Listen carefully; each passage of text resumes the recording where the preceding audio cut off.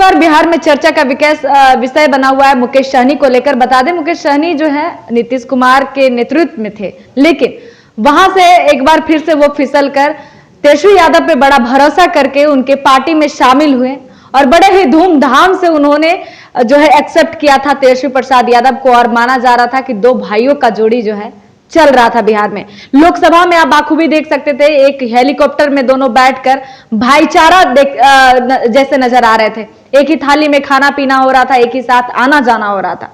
लेकिन बीच में उनके पिता की हत्या हुई, उसके बाद जो है मुकेश सहनी बहुत काफी सहम गए। उन्होंने कहा भी था कि जब हमारे पिता नहीं सुरक्षित रह सकते तो कल का डेट में मेरा भी मर्डर हो सकता है। अब ये डर था या क्या है, वो देखने वाला बात था। दूसरी तरफ अभी चर्चा चल रहा है कि मुकेश सहनी एनडीए गठबंधन में शामिल होंगे और काफी लोग उनको धन्यवाद भी दे रहे कि आप हमारे पार्टी में आ रहे हैं, शुक्रिया अदा भी कर रहे हैं, वेलकम कर रहे हैं। अब चलिए हमारे साथ जीवन कुमार हैं, भाजपा एमएलसी, ये क्या कुछ कहते हैं, आपकी क्या प्रतिक्रिया होगी इस पे? देखिए, हमारी कोई प्रतिक्रिया नहीं है इसमें कोई विशेष। हमारा बस इतना ही कहना है कि मुकेश सहनी के साथ एक घटना घट गई जिससे हमने वफा किया, उसने हमको धोखा दिया, उसने हमारे पीठ में खंजर मारने का काम किया।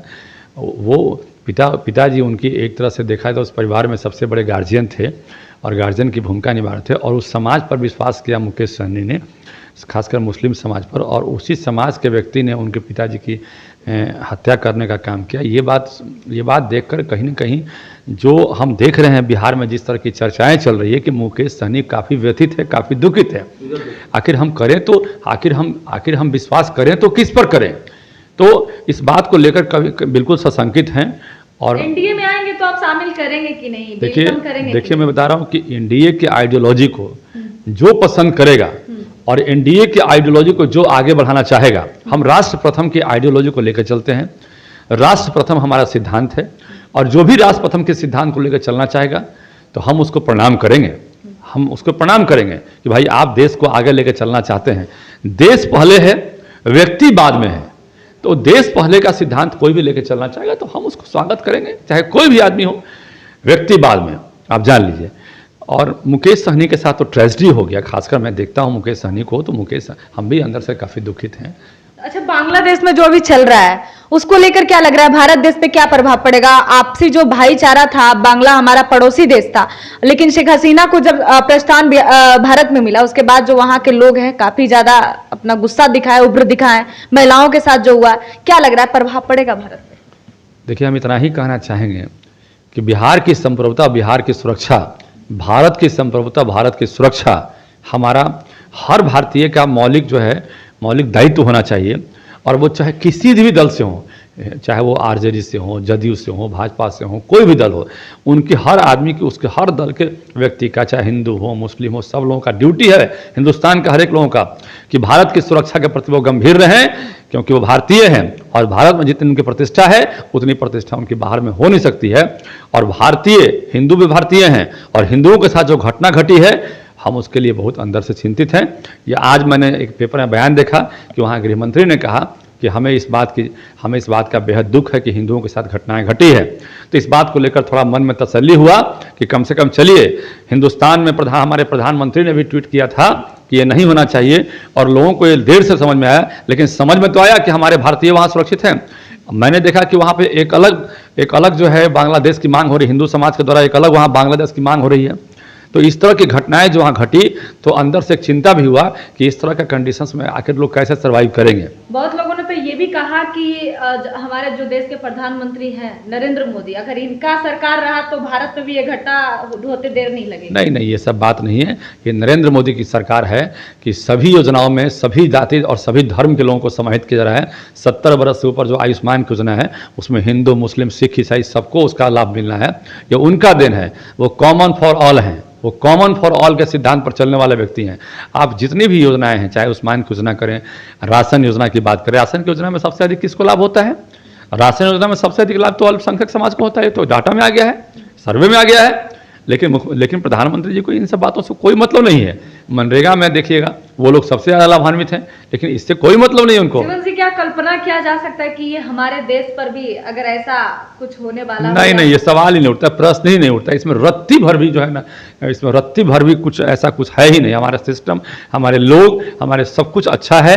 हमारे जो पड़ोसी देश से जो हमारा भाईचारा था, जो लगाव था, जो चल रहा था, अच्छा एक रिश्ता, वो क्या लग रहा है खत्म होगा? नहीं नहीं, ऐसा कुछ नहीं है। अब पड़ोसी देश भी समझ गया है कि हिंदुओं के साथ जो घटनाएं घटी है, हसीना की वजह से ही ये पड़ोसी देश से अच्छा संबंध नहीं था नहीं भारत का। नहीं, ऐसा नहीं है। वहाँ के लोग समझ चुके हैं कि पड़ोसी देश से संबंध रखना हमारा एक बेहतर कदम होगा, और भारत के साथ वो संबंध रखना चाहते भी हैं।